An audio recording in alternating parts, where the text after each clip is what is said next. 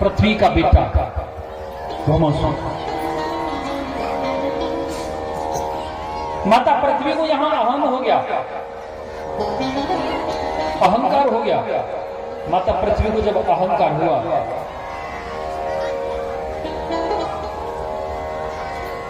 तो भगवान महाराज क्या किए, माता पृथ्वी को लेकर के सीधे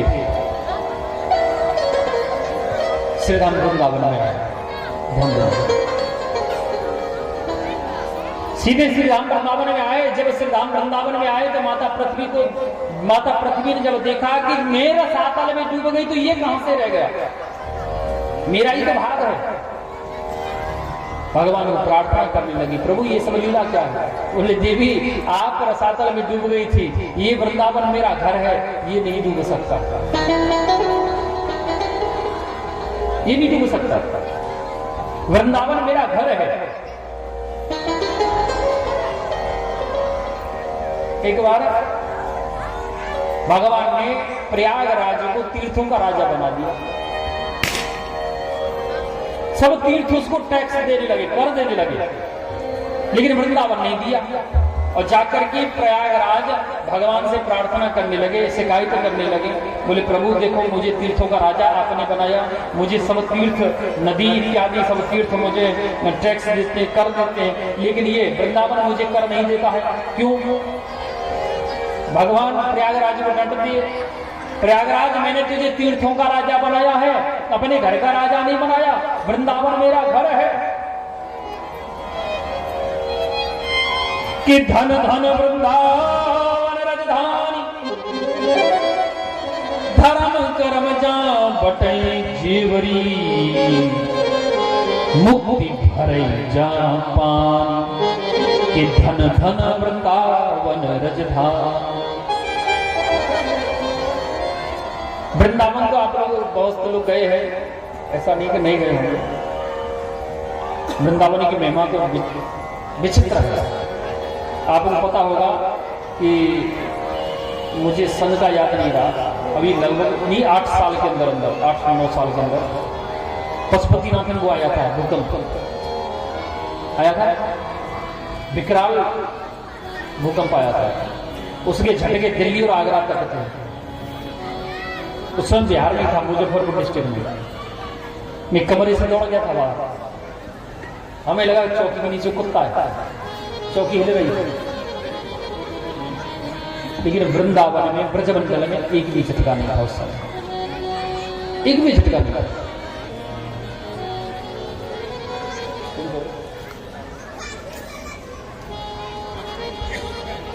एक रसखान नाम का मुसलमान था,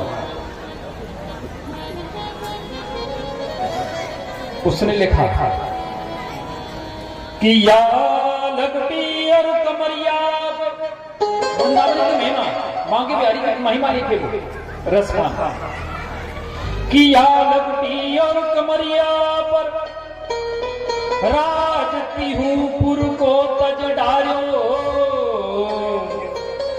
आठों नित्य नवो निधि, आठों सिद्ध नवो निधि को सुख, नंद की धेनु चराय विसार, रस खान सदाइन नैनन ते, रस खान सदाइन नैनन सो, ब्रज के वन पाबाग तड़ाग निहारो, कोटि न हो कल धोत के धाम, कलील के गुंजन ऊपर बार। रसखान कहे कि मानस हो तो वही रसखान, बसो ब्रज गोकुल गांव के द्वार, जो पशु होत कहाँ बस मेरो, चारों नित नंद की धेनु मझारा, पाहन हो तो वही गिरी को। रसखान कहने लगा हे प्यारे जी, पाहन माने पत्थर, पत्थर का पर्यायवाची है पाहन, पाहन हो तो वही गिरी को, पत्थर बनावे वही गिरिराज को बने, गिरी माने राज, गिरिराज, वही गिरिराज को बनाइयो। कि पाहन हो तो वही गिरी को, जर जो धर्यो कर छत्र पुरंदर धारण जो खग होत बसीरु करो नित काल दिकूल कदम की डार। अगर मुझे पशु भी बनावे, बंदर भी बनावे ना, तो मुझे बनइयो वृंदावन।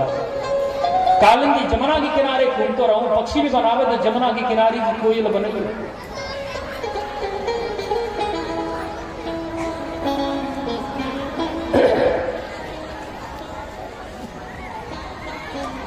एक बार वृंदावन के नाम से जयकार लगा। बोलिए वृंदावन धाम की। राजा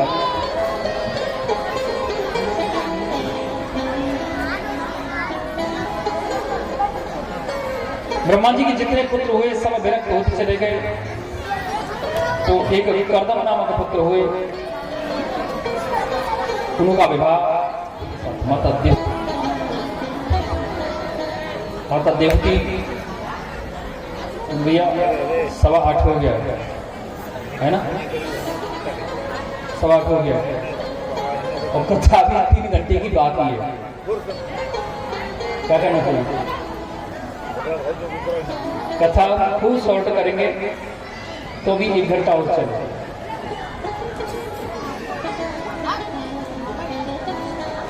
आज हमें 52 अवतार तक कथा को पहुंचाना है और 52 अवतार जाने में बहुत समय हुई। कुछ प्रसंग में संक्षिप्त में करता हूँ, समझने की चेष्टा करना है, बाकी कथा को आगे बढ़ाते हैं। कर्दम ऋषि का विवाह महाराज मनु शत्रुपा की पुत्री माता देहूति के साथ हुआ। इन्हीं माता देहूति के घर में 9 पुत्रियों का जन्म हुआ।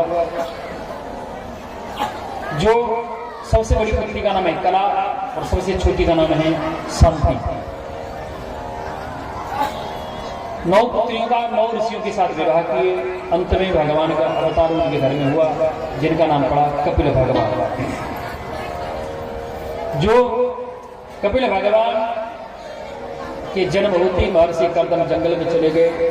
भगवान कपिल ने माता देवती को शांति योग का व्याख्यान श्रवण कराया।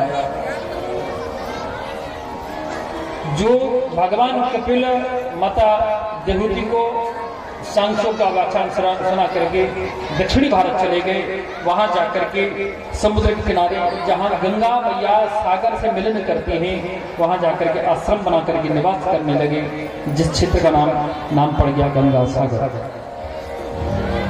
वहां आज 15 जनवरी को जाकर के हम लोग जो मकर संक्रांति का स्नान करते हैं, जो सूर्य नारायण मकर राशि में प्रवेश करते हैं, तब हम लोग गंगा स्नान करते हैं।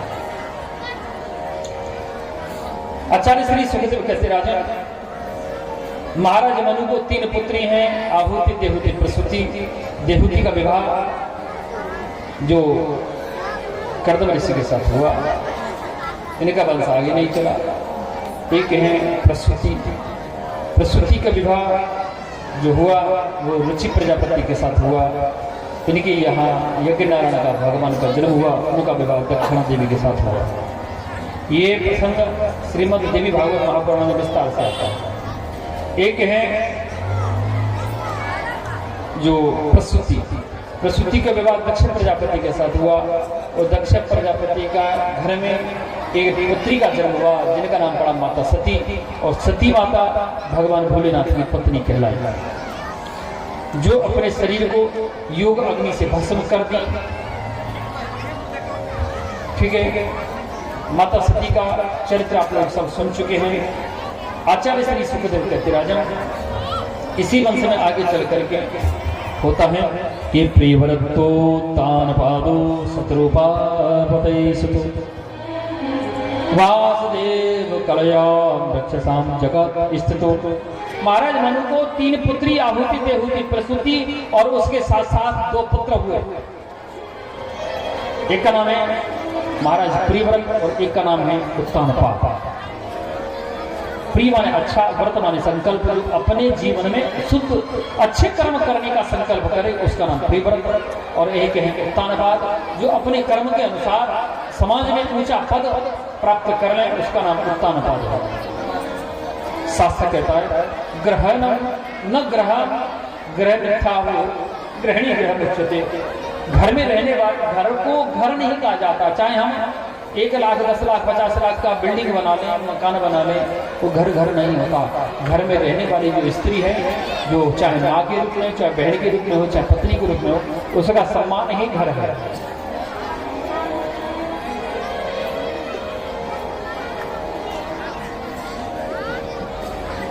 घर को घर नहीं कहा जाता, घर में रहने वाली स्त्री को घर कहा जाता है। महाराज उत्तानपाद से यही गलती हो गई। उत्तानपाद का विवाह हुआ, उनकी पत्नी का नाम है माता सुनीति, ये सुनीति सुनीति है। सुमित्र चाहिए सुनीति, सभी की नीति से कार्य करे, उसका नाम सुनीति है। माता सुनीति गर्भवती है। राजा उत्तानपाद शिकार करने के लिए गए तो वहां एक दक्ष कन्या से उन्हें प्रेम हो गया। उससे जो है उन्होंने गंधर्व विवाह करके गंधर्व विवाह करके और घर ले आए। उसका नाम है, दूसरी पत्नी का नाम है सुरुचि। सुरुचि को घर ला करके उन्होंने रखा। जैसे ही सुरुचि घर में घुसी तो सुनीति को देख करके वो चिल्लाने लगी, बोले महाराज ये कौन है? बोले मेरी बड़ी पत्नी है माता देवी सुनीति। बोले अगर ये घर में रहेगी तो मैं घर में नहीं रहूंगा। ध्यान देना। और माताएं जानती है तो दूसरा माताएं जानती है, 100 चून की बुरी होती है, 100 का घर आ जाए चून की बुरी होती है। आजकल तो ये माताएं 10 रुपया देती, बोले लाला आयोडीन को नोट लिया तो टाटा की थैली लिया 12 रुपया। क्यों मेहनत करने की आवश्यकता नहीं। शायद माताओं को, बूढ़ी माताओं को पता होगा, पहले डली वाला नमक आता था, छोटे छोटे डली जैसी आती थी, उसको तोड़ती थी आप लोग, है ना? वो शुद्ध आयोडीन था। एक पति पत्नी में है गई लड़ाई, कहते हैं ना कि 100 चून हो ना, आटे की बुरी होती है वकील साहब। हाँ। मैया ने नमक तोड़ो, आटे में लगायो, आटो लगा रही है, पति पत्नी में है गए झगड़ो और पति देव सो रहे तान दुपट्टा आंगन में।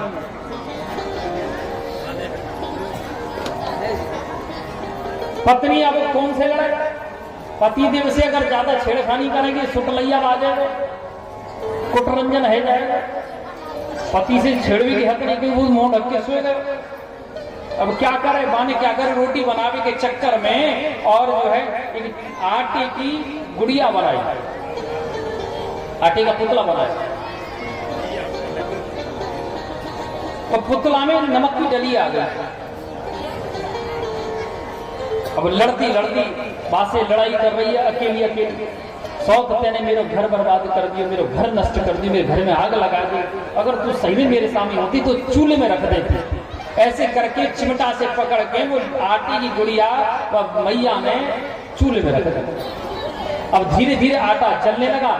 जब जलते जलते नमक पे आग पहुंची और नमक आग पकड़ती भटकता है, धमाका करता है। जैसे वो भटको और नमक में डली आए कि मैया के मोड़े में चिपक गई। अब मैया जल गई। बोली अरे बहन 100 तो चून की पूरी हो गई। यही कहा है 100 तो आटे की पूरी हो गई। मतलब सुनीति अपने पति श्री महाराज उत्तानपाद के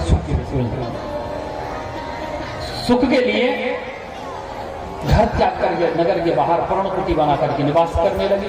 महाराज उत्तानपाद देवी सुरुचि के साथ निवास करने लगे। उन माता सुरुचि ने एक पुत्र को जन्म दिया जिसका नाम पड़ा उत्तम।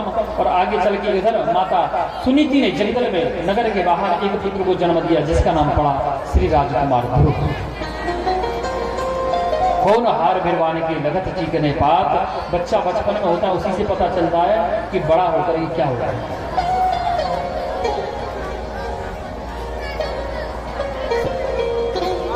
ध्रुव जी की उम्र बढ़ने लगी। आज ध्रुव 6 वर्ष के हो गए। बार बार मैया को पूछते, बोले मैया तू मुझे बताती क्यों नहीं है कि मेरे पिताजी कौन है। बोले लाला आपके पिताजी परदेश में आएंगे तो देख लेंगे। माता सुनीति झूठ बोलती है। एक दिन कुछ मित्रों ने उसे चिढ़ा दिया। ध्रुव जी महाराज रोते हुए अपनी मैया सुनीति के पास पहुंचे। मैया तू बताती क्यों नहीं मेरे पिताजी कौन है? अब माता देख रही कि अब इसे कब तक छुपाऊंगा, बताइए। बोले राजा पुत्र बेटा यहाँ के राजा महाराज उत्तानपाद ही आपके पिता है। ध्रुव जी महाराज दौड़ करके महल में गए। महल में जाकर के उन्होंने गोदी में महाराज उत्तानपाद की गोदी में चढ़ गए। एकदा सुरचहे पुत्रम, उस दिन सुरुचि के बेटा उत्तम को श्री राजा उत्तानपाद गोदी में खिला रहे थे। एकदा सुरचहि पुत्रम कमारोप्य लालयन् उत्तम नारुरक्षितम ध्रुवं राज्यनन्दनम्।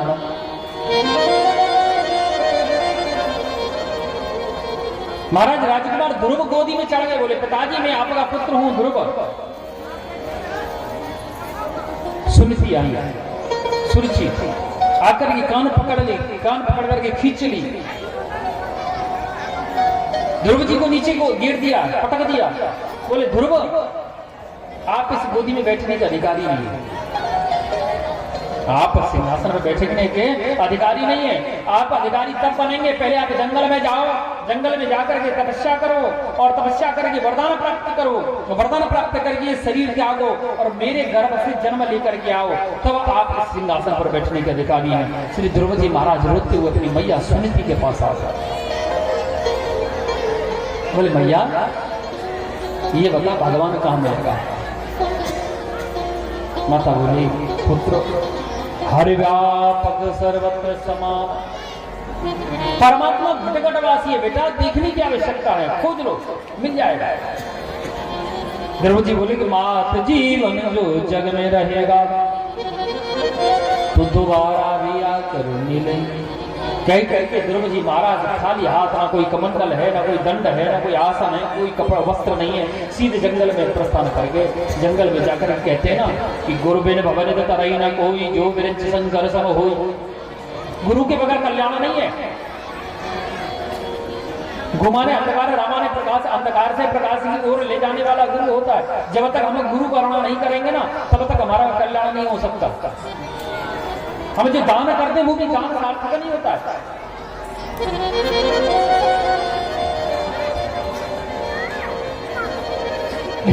कहीं कहीं होता है कि पति देव तो है विचित्र प्रभाव व्यवहार के, वो तो गुरु बना में न बना और माताएं सबसे पहले गुरु बनाने की कोशिश करती है कि नहीं? जैसे स्त्री को पति जीवित है उसको गुरु बनाने की आवश्यकता नहीं है।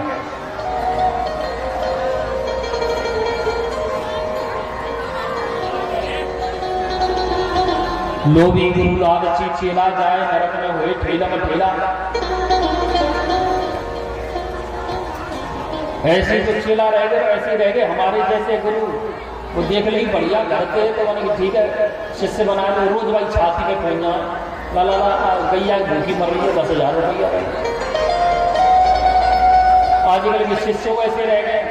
बोले घर में पति देव भूखे मर रहे हैं, पति देव खेत में अकेले भूखे काम कर रहे हैं, बालक स्कूल से आए तड़प रहे हैं भूखे मारे, वो गुरु जी को 56 भोग बना के बेच रहे हैं। पति अगर है तो गुरु बनाने की आवश्यकता नहीं है।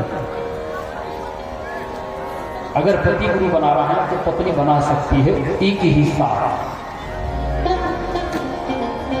एकमात्र अकेली पत्नी को जाकर गुरु नहीं बनाना चाहिए। पति ने अगर गुरु बना लिया तो उसी को गुरु स्वीकार कर लेना चाहिए।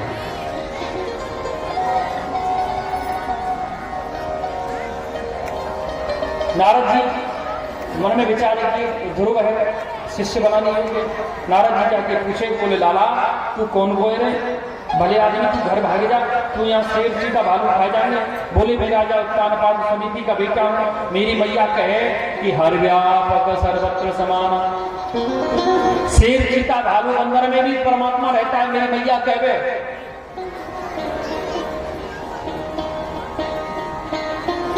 श्री नारद जी महाराज की ज्ञान की पहली सीढ़ी खिसके, इसके अंदर विश्वास पूरा है, विश्वासों फलदायक, विश्वास होना चाहिए।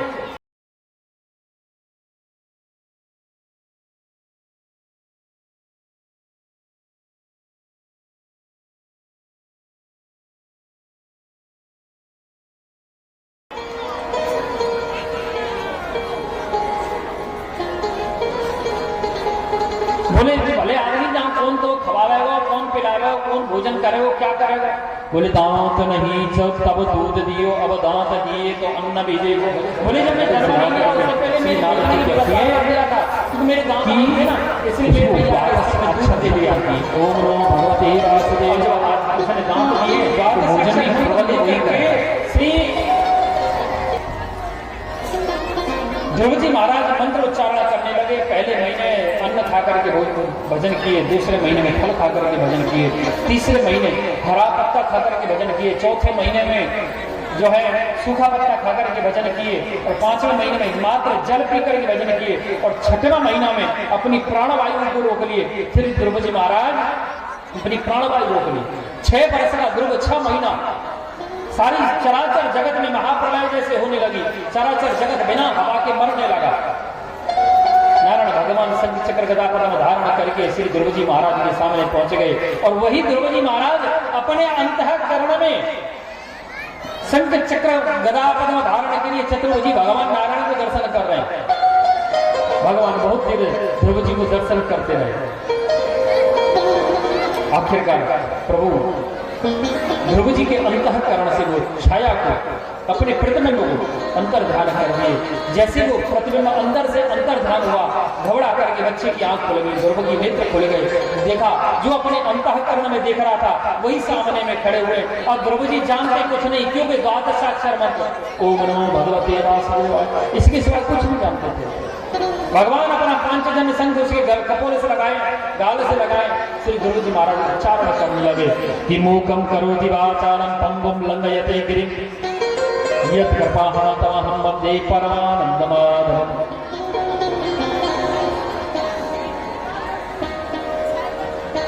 जैसे मंत्रोच्चारण होने लगा, ध्रुव जी महाराज को आशीर्वाद दिए। महाराज का सुनती दोनों लोग आए, करके श्री ध्रुव जी को लिए, ध्रुव जी को लेकर के घर गए। घर जाकर के श्री ध्रुव जी महाराज 36,000 वर्ष तक राज्य किए। उसके बाद जो है ध्रुव जी महाराज अंतरिक्ष में चले गए।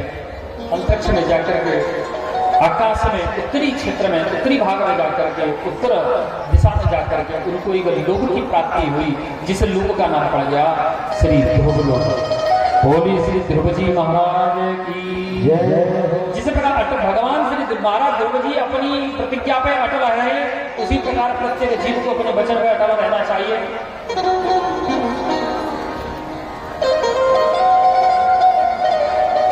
जहां ध्रुव जी तपस्या किए वो जगह कहां है?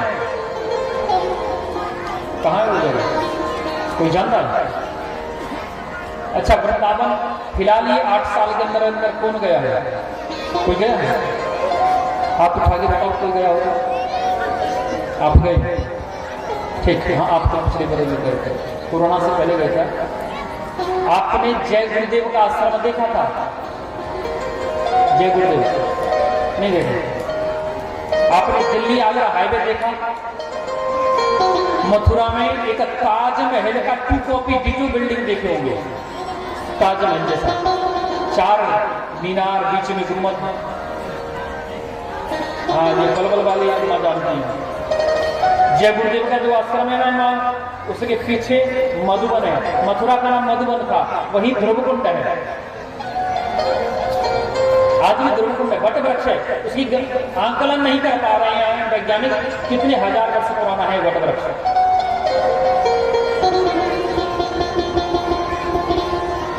भांडीर बन गई है आप, भांडीर बन वृंदावन से पूर्व माछारी में, जहां राधा और कृष्ण का विवाह हुआ था। नहीं जाना एक बार, और समय आ जाए तो सोमवती अमावस्या के दिन जाना, एक दिन पहले चले जाना। आप जब जाएं तो हमें बता देना, आपका रहने का खाने का व्यवस्था हम कर देंगे।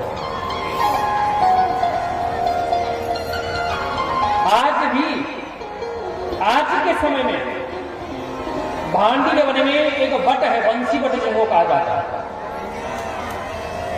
ठीक है।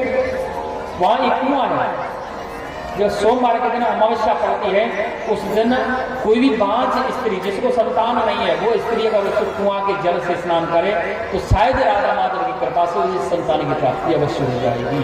शायद हमारा विश्वास है, क्योंकि उसमें समय के अनुसार आप लोग नहीं समझ पाएंगे, जो कोई ब्राह्मण बैठा होगा वो समझेगा कि 8 चौगड़िया दिन में आता है, 8 चौगड़िया रात में, शुभ लाभ अमृत काल चंचल उद्वेग उत्पात, ऐसे चलते हैं। आप समझते हैं राहु काल, ठीक। जैसे ही खराब चौगड़िया आएगा वो कुआं में पानी बन जाएगा अपने आप, और जब शुभ का लाभ का अमृत का चंचल का 4 चौगड़िया आएगा तो तुरंत 1 चौगड़िया 1.5 घंटे तक चलता है हमारी अंग्रेजी घड़ी के अनुसार। 1.5 घंटे तक उस पानी में पानी नहीं रहता, वो दूध जैसा हो जाता है। मानो ऐसा लगता है किसी एक बाल्टी में पानी में किसी ने 1 बूंद दूध गिरा दिया होगा, जैसे उजला उजला हो जाता है। जय गुरुदेव के आश्रम के पीछे मधुबन है, ध्रुव कुंड है, जहां ध्रुव जी तपस्या किए थे।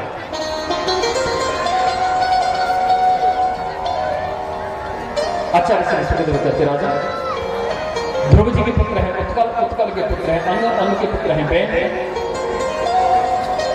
ये बैन के पुत्र हैं राजा पृथु के पुत्र है, अंतर्ध्यान के पुत्र हवीर ध्यान के पुत्र है राजा प्राचीन।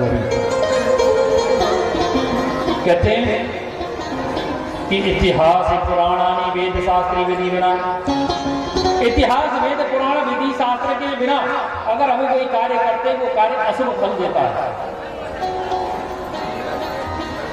राजा प्राचीन वरी यही गलती कर दी है, राजा प्राचीन वरी यही गलती कर दी है, तो वो यज्ञ करते रहे, और यज्ञ में उन्होंने वेद में पढ़ लिया कि पशुना आलवेदा, वो संधि विच्छेद नहीं किए, वो पशुना आलवेदा, पशुओं की बलि दो, आलवेद माने बलि देना, न माने नहीं, पशु माने पशु, पशु की बलि नहीं देना, ये लिखा है वेद में, लेकिन उन्होंने पढ़ लिया कि पशु की बलि चढ़ाओ। मेरे वृंदावन में नहीं मिलेगा, इस बात के गवाह आप हैं। कब गए थे आप? तो भी आप 92, 82, 84 में, 84 में, उससे एक बार जब मैं 1 वर्ष का था, ठीक है। और ये बड़बड़ वाली मैया जो जाती रहती है वृंदावन, जाती है, क्या वहां पे आज रसम मिलता है आपको होटलों में? बल्ला की जो भी खाते होंगे नहीं मिलेगा, आज रसम तक नहीं मिलेगा। मांगेंगे तो मिल जाएगा, ऐसा नहीं मिलेगा, लेकिन हर भोजन में नहीं मिलेगा।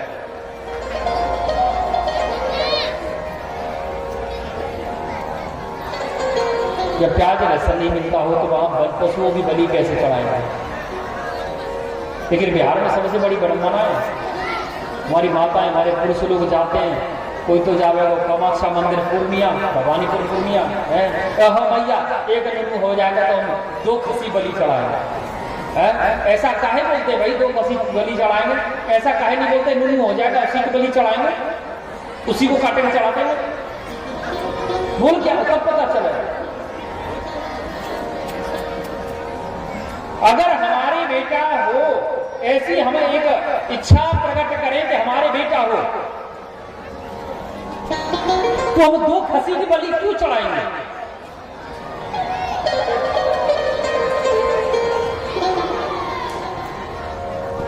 क्यों चढ़ाएंगे 2 खसी की बलि?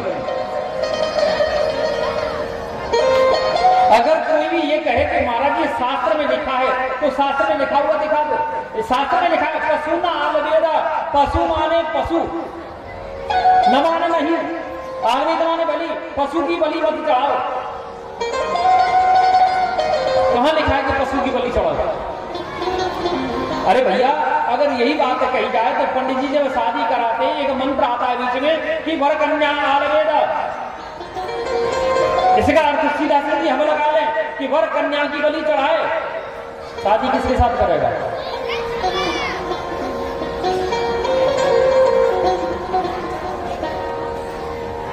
मुझे सन का याद नहीं रहा, शायद 2017-16-17 की बात है। नवाबगंज की बात में कार्यक्रम किया था वहां। यहाँ तो 18 में हुआ था बागमारा में 18 में हुआ, 20 में हुआ था और 18 में हुआ था नवाबगंज में। शायद में 19 में किया था, ये कामाख्या मंदिर है पूर्णिया में, हरदा के पास बहिलिया में। हाँ वही कामाख्या गुवाहाटी का शक्तिपीठ है।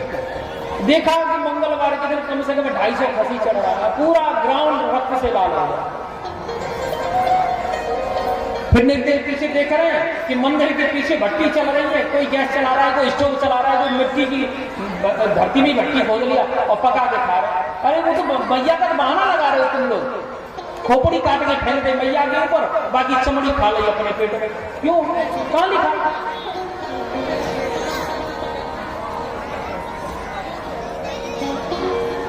सच्चाई कड़वी होती है। बलि देखना है ना तो जयपुर चले जाना, जयपुर पिंक सिटी जयपुर जाकर देखना। आज से नहीं, पिछले 3000 वर्षों से बलि चढ़ती आ रही है वहां। किसी की हत्या नहीं होती, लेकिन बलि प्रतिदिन चढ़ते हैं। आमेर एक जगह है, आमेर वाली देवी मैया है, वहां प्रत्येक दिन खसी की बलि लगाई जाती है, लेकिन खसी को हत्या नहीं किया जाता। उसके कान से रक्त लिया जाता है और जाकर के मैया के चरण में अर्पण कर दिया जाता है। राजा समाई मानसिंह प्रथम के समय से, राजा समाई मानसिंह प्रथम के समय से, शायद 3 राजा मानसिंह हुए, प्रथम द्वितीय तृतीय शायद, कितना मुझे कंफर्म नहीं है, इतिहास देखा नहीं था, लेकिन वहां जो लिखा है जो हम पढ़े,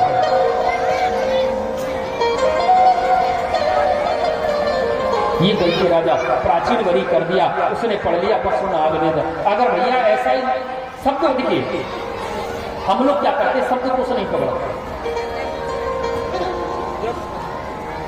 नारद जी आए, नारद जी का आगमन जब हुआ, नारद जी को देख करके स्वागत किया। आइए महाराज जी, देखो प्रभु मैंने 98 यज्ञ कर दिए, 99 चल रहा है, अब मैं यज्ञ नहीं करूंगा। क्यों? क्योंकि जो प्राणी 100 यज्ञ करता है निश्चित वो इंद्र बन जाता है, मुझे इंद्रासन की आवश्यकता नहीं है, मैं अब यज्ञ बंद कर दूंगा। नारद जी डांटने लगे, रे दुष्ट प्राचीन वरी, तूने एक भी यज्ञ आज तक नहीं किया। बोले देख मुख उठा करके, जैसे आकाश में मुख उठाया प्राचीन वरी, तो उसने देखा कि जितना भी खसी, जितना भी बैल, जितना भैंसा, जितना घोड़ा, अश्व, ऊंट, हाथी, जितना भी बलि चढ़ाया, सब अपना अपना मुंह खोल करके उसे काटने के लिए दौड़ रहे हैं, खाएंगे उसे। बोले प्रभु ये क्या है? वे सब अपना बदला चुकाएंगे। और हमारे अगर बेटी की शादी का नंबर आ जाए तो बेटा वाला ऑर्डर कर देता है, पूर्णिया गुलाब बाग से फलाने की दुकान से 1 नंबर क्वालिटी का आना चाहिए, 1.5 क्विंटल आ जाएगा।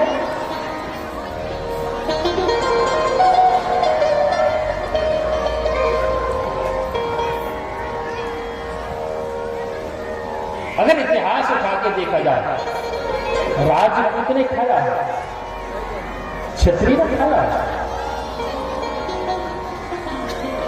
क्योंकि अगर वो भक्षण नहीं करेगा तो वो पुष्ट नहीं होगा। पहले हुआ इतिहास में है, लेकिन ये कहां लिखा है कि निजी स्वार्थ के लिए हम हत्या करें। बलि का तो बहाना नहीं लगाना चाहिए। शब्द को नहीं पकड़ पाते तभी हमें गलती कर जाता है। शब्द को पकड़ लेना चाहिए इंसान का, क्योंकि प्रत्येक प्रश्न का उत्तर उसी प्रश्न में छुपा हुआ है, उसी प्रश्न में छुपा हुआ है।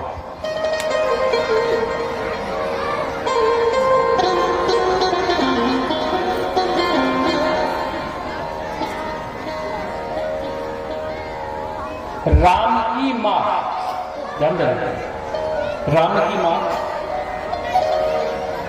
की मां के पति का छोटा भैया का बेटा राम का क्या लगा? क्या लगा? हाँ सुन लिया। हाँ आप इसे बोले। राम की मां के पति के छोटे भैया का बेटा राम का क्या लगा? शॉर्ट है, दोनों चाचा ताऊ के भैया भैया लगा। अगर हम प्रश्न को अच्छे से पढ़ेंगे उत्तर उसी में लिखा हुआ है। एक बहुत बड़े आप जैसे किसान थे, अच्छी खेती बाड़ी बढ़िया, तो किसान जी को आदत कि वो जो है नित्य प्रति